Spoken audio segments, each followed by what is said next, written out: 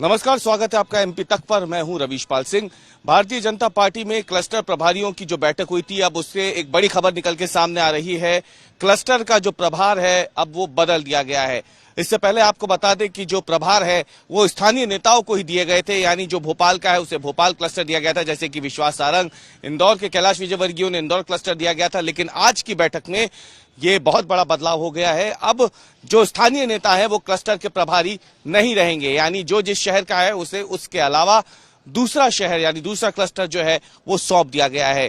ये एक एक्सक्लूसिव खबर हम आपको बता रहे हैं जो इस बैठक के अंदर हुई है, और अभी इस बात की भले ही कोई जानकारी ना दे, लेकिन बैठक के जरिए ये एक बड़ी खबर हम आपको बता रहे हैं कि अब क्लस्टर के प्रभार जो हैं वो बदल दिए गए हैं। हम आपको तस्वीरों में जो तस्वीरें आपको दिखा रहे हैं ये उस बैठक की ही है। इसमें बीएल संतोष मौजूद थे, पूर्व मुख्यमंत्री शिवराज सिंह चौहान, वर्तमान मुख्यमंत्री प्रदेश के मोहन यादव, इसके अलावा प्रदेश अध्यक्ष वीडी शर्मा समेत तमाम वो बड़े नेता मौजूद थे जिन्हें क्लस्टर की प्रभार जो है वो दिए गए थे। इससे पहले आपको बता दें कि स्थानीय नेताओं को जिम्मेदारी दी गई थी, लेकिन अब जो जिम्मेदारी दी गई है उसमें बदलाव हो गया है।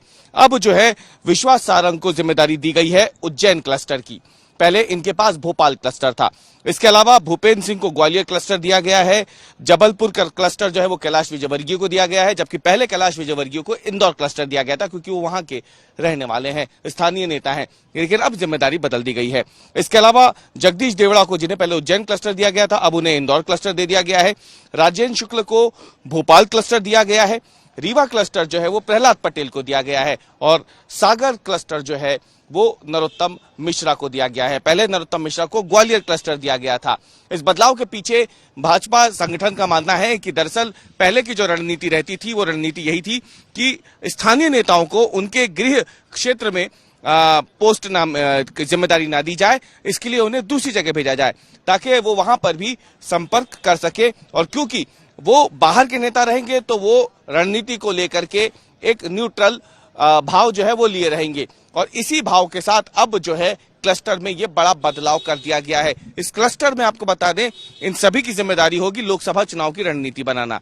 क्लस्टर की बैठक में ये साफ निर्देश दिए गए हैं कि भले ही भाजपा के पक्ष में माहौल दिख रहा हो देश में, लेकिन इसके बावजूद वोटरों को घरों से निकालना है, बूथ कार्यकर्ताओं को उन्हें मतदान केंद्र तक ले जाकर के भाजपा के पक्ष में वोट डलवाना ही है। यानी कार्यकर्ता ये समझ के ना बैठे कि भाजपा के पक्ष में माहौल है तो वो ढीले पड़ जाएं। इस क्लस्टर में ये निर्देश, क्लस्टर की बैठक में निर्देश दिए गए हैं। बीएल संतोष क्योंकि इस बैठक में मौजूद थे, उन्होंने बताया कि आदिवासी अंचल पर भाजपा का विशेष ध्यान लोकसभा चुनाव में रहने वाला है। पिछली बार अगर देखा जाए तो 58% वोट भाजपा को मिले थे प्रदेश में। भाजपा चाहती कि इस बार वो वोट फीसदी 10% तक बढ़ जाए, 68% के आसपास वोट भाजपा के पक्ष में हो। ये लक्ष्य भी भाजपा ने आज की बैठक में तय किया है। इसके अलावा आदिवासी अंचलों पर इसलिए क्योंकि विधानसभा चुनाव में आदिवासी बहुल सीटों पर ज्यादातर सीटें कांग्रेस ने जीती है।